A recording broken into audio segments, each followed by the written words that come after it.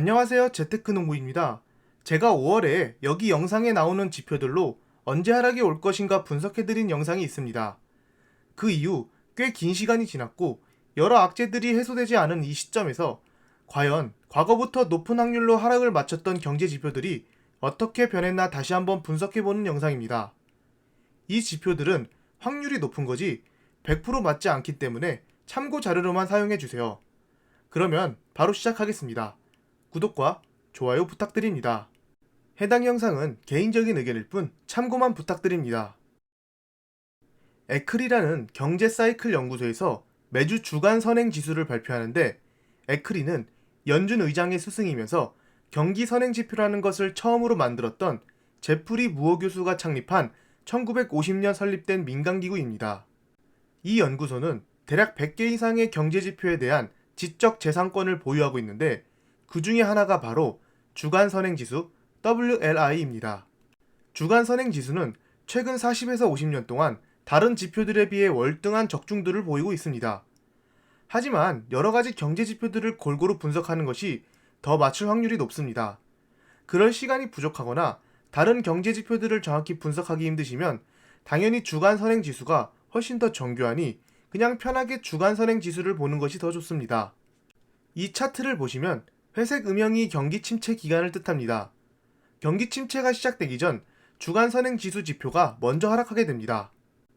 이 차트가 1965년부터 시작하기 때문에 회색 음영, 즉 코로나 때 경기 침체 부분은 아주 작은 실선으로 보입니다.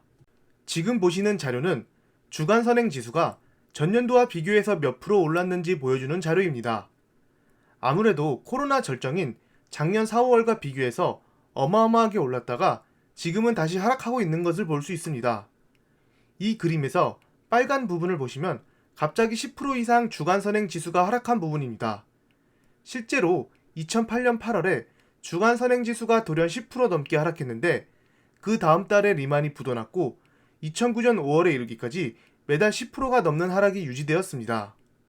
이 주간 선행 지수는 증시의 하락을 예상하는 데 대략 2개월에서 3개월 앞섰지만 증시의 바닥이 2009년 3월이었으니 바닥가는 약 3개월 정도 후행하는 것을 알 수 있습니다. 즉, 주간 선행 지수가 반등하기 시작하면 이미 주가는 어느 정도 바닥을 찍고 상승해 있다는 말입니다. 정확한 바닥을 맞추지는 못했습니다. 이처럼 주간 선행 지수는 갑자기 큰 하락을 했을 때 어느 정도 주식을 정리하거나 관망할 필요가 있을 듯하며 바닥보다는 고점을 판단하는 데 좋은 지표인 듯합니다. 보시면 올해 5월 기준 주간 선행 지수하고 S&P 500 지수입니다. 경기 침체, 즉 주가가 하락하는 부분은 거의 비슷하고 주간 선행 지수와 지수가 상승 국면에서도 어느 정도 비슷한 것을 알 수 있습니다. 오른쪽 사진은 주간 선행 지수가 전고점을 뚫을 때를 100%로 기준으로 하여 만든 지표입니다. 왼쪽 오른쪽 초록 화살표를 비교해 보시면 전고점을 뚫을 때 100%가 도달하게 됩니다. 시장에서 큰 위기가 올 때마다 이 퍼센트는 80에서 70%에 도달하게 됩니다. 이렇게 주간 선행 지표가 70에서 80에 있을 때는 주가가 큰 하락이 있을 거라 예상하시면 되고 이 지표가 바닥에서 박스권을 유지하면 어느 정도 바닥이라고 생각하고 매수하시는 것도 좋은 전략일 듯 싶습니다. 왜냐하면 앞에서 말씀드렸다시피 이 주간 선행 지수가 바닥을 찍고 반등할 때는 2에서 3개월 후행하므로 바닥 박스권에 있을 때 매수하면 그때가 진짜 바닥일 확률이 높습니다. 또한 미국 시장 경제가 약하게 흔들릴 때는 95에서 85% 사이에 있는 듯합니다. 이 부분에 내려왔을 때 조금씩 매수하는 것도 좋은 방법일 듯합니다. 그러면 현재 9월 기준으로 그래프는 어떤 모양인지 확인해 보겠습니다. 9월 기준 그래프입니다. 아직 지표는 95% 이하로 떨어지지도 않았습니다. 하락을 체크하는 데 좋은 선행 지표인데 95% 이하로 떨어지지 않는 걸로 봐서는 지금은 하락 시작이 아닌 것으로 분석됩니다. 지표로만 분석했을 때입니다. 하지만 나스닥이 계속 상승하고 있는 이 시장에서 고점이 아닌가 생각하시는 분들도 계실 텐데 이 자료로 한번 확인해 보겠습니다.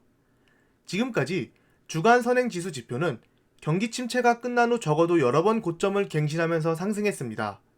유일하게 경기 침체가 회복되고 고점을 못 찍었을 때는 빨간 네모 부분인 1980년대 경제 대공황일 때입니다. 그때를 제외하고는 IT 버블, 서브프라임 사태 이후 적어도 고점을 여러 번 찍었습니다. 이 자료대로라면 경기 침체 회복 후 여러 번 고점을 찍어야 합니다. 이 지표로만 봐서는 아직 고점이 아니라는 뜻이죠. 바로 뒤에서 다른 자료도 한번 봐보겠습니다.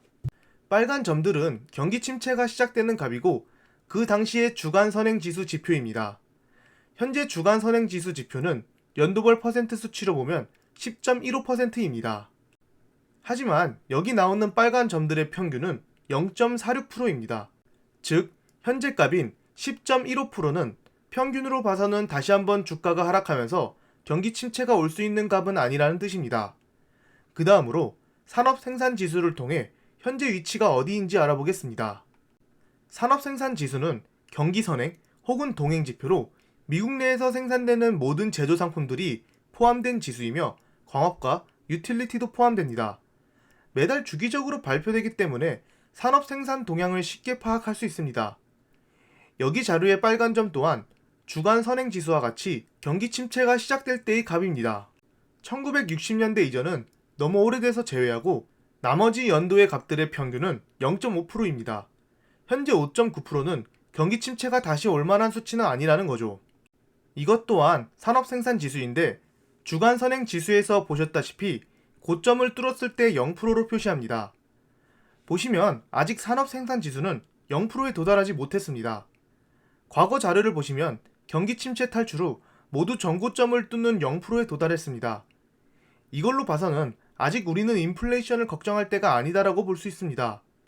산업 생산이 정상적으로 돌아오지 않았기 때문이죠. 주간 선행 지수와 같이 초록 네모 부분은 주가가 하락하면서 조심해야 할 부분이면서 반대로 주가를 매수할 수 있는 좋은 기회로 보시면 좋을 듯 합니다. 산업 생산 지수와 함께 확인해 봐야 할 지표는 바로 설비 가동률입니다. 산업 생산 지수의 경우 제조업의 사이즈, 즉 외형적인 성장의 흐름을 볼 수 있는 지표라면 설비 가동률은 회사들의 생산 설비를 어느 정도 활용하고 있는지를 나타냅니다. 외형이 아닌 제조 생산의 건전성을 확인할 수 있는 지표입니다.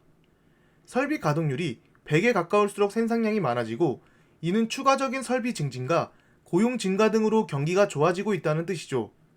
이 차트를 보시면 이 설비 가동률은 빨간 선으로 수렴하면서 좋았다 나빴다를 반복합니다. 보시면 경기 침체를 회복하고 나서 이 수렴선을 뚫고 올라가며 다시 선에 수렴하는 패턴을 보입니다. 현재 값 76.4%는 가까스로 수렴선을 넘었으며 이제 막 설비 가동률이 정상으로 돌아왔다는 것을 뜻합니다.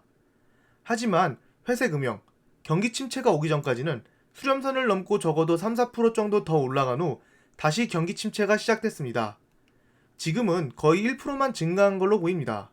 왼쪽 세계 차트는 순서대로 미국 10년 채권 수익률 최고점, 공포지수 빅스 최고점, 코로나 이후 미국 10년물 채권 수익률 최고점 부분입니다. 차트를 분석해보면 10년 채권 수익률이 3% 가까이 올랐던 2018년 말에 주가도 같이 조정을 받고 있습니다. 그리고 2019년 2분기쯤에 전부 회복했습니다. 빅스 지수는 하락이 올 때 상승하는 모습을 보여주고 있습니다. 이 채권 수익률은 꼭 지수와 반비례하지는 않는 것 같습니다. 초록색 네모 부분인 2017년에서 2018년 말까지 채권 수익률이 항상 2% 이상이었고 조금씩 상승하는 모습을 보여줬지만 나스닥 주가도 계속 상승했습니다. 저는 이걸 시장이 인플레이션에 적응했다고 생각합니다. 공포지수 빅스도 코로나 전 수치인 14로 돌아오지 못했습니다. 현재는 22입니다. 오른쪽 그림은 PON 그리드 지표로 현재 시장이 공포시장이냐 탐욕시장이냐를 알 수 있는 지표입니다. 0에 가까울수록 공포이고 100에 가까울수록 탐욕이 가득한 거죠. 이 지표는 현재 34로 테이퍼링으로 인한 공포가 반영된 듯합니다. 참고로 코로나 때 7이었고 2008년 경제대공황 때는 12였습니다. 이 지표를 보고 매수 매도를 하는 사람도 있습니다. 특정 점수 아래에서는 매수, 특정 점수 이상에서는 매도를 하는 것이죠. 공포에 매수하라, 환희에 매도해다랑 같은 전략입니다. 지금까지 보여드린 지표들은 단지 통계적으로 하락을 맞출 확률이 높은 것이지 100% 맞추진 못합니다. 그리고 코로나 때처럼 경기 침체가 올 확률도 아주 적습니다. 그렇기에 꼭 참고만 부탁드리며 여러가지 복합적인 사항이 다 고려된 지표들은 아닙니다. 지금 보고 계시는 차트는 1999년부터 나스닥, 다우, S&P 차트입니다. 결국 멀리 보면 우상향입니다. 물론 IT 버블 때 나스닥을 사셨으면 거의 14년 버텨야 정고점을 뚫었지만 우리가 투자하는 가장 큰 원칙은 세계 경제는 우상향한다이죠. 세계 경제가 하향할 것으로 예상되면 누가 주식을 살까요? 아무도 안 살 겁니다. 저는 여기서 신기한 게 나스닥, 다우, S&P 전부 박스권 기간에 비해 상승하는 기간은 엄청 짧았다는 점입니다. 10년 이상 새 지수는 박스권이었지만 주가가 그때에 비해 몇 배 상승하는 기간은 최근 5년 사이로 박스권 기간에 비해 훨씬 짧은 시간에 급등했습니다. 횡보하는 기간이 길면 사람들이 다 떨어져 나가고 다시 주식을 사려고 보면 상승하는 속도가 아주 빠르기 때문에 사람들이 매수할 타이밍을 못 찾는 것이죠. 최근에 저도 이렇게 횡보하지만 실적은 꾸준히 상승하면서 폭발할 힘을 가지고 있는 주식들을 유심히 보고 있습니다. 빠른 시간 안에 해당 종목들을 분석하는 영상을 공유드리겠습니다. 절대 투자 추천 영상이 아닌 개인적인 의견이니 참고만 부탁드립니다. 지금까지 제 영상을 봐주셔서 감사합니다. 구독과 좋아요 부탁드립니다.